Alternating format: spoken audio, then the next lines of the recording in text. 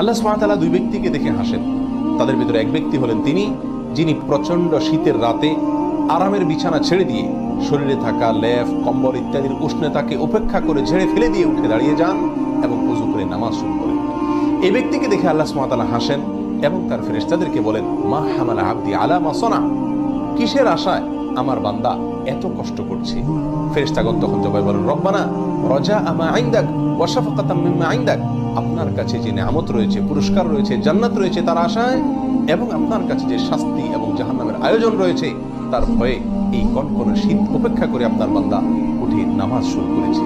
তখন আল্লাহ তাআলা ফেরেশতাদেরকে লক্ষ্য করে বলেন, ক্বাদ আতাইতুহু মা রাজা ওয়া আমানতুহু মিম্মা খাফ, তোমরা জেনে রাখো আমার বান্দা আমার কাছে যা আশা করেছে আমি তাকে তা দান করলাম, আর যে আযাব থেকে জাহান্নাম থেকে বাঁচার জন্য যার ভয়ে সে এমনটি করেছে আমি তা থেকেও তাকে নিরাপদ ঘোষণা করলাম।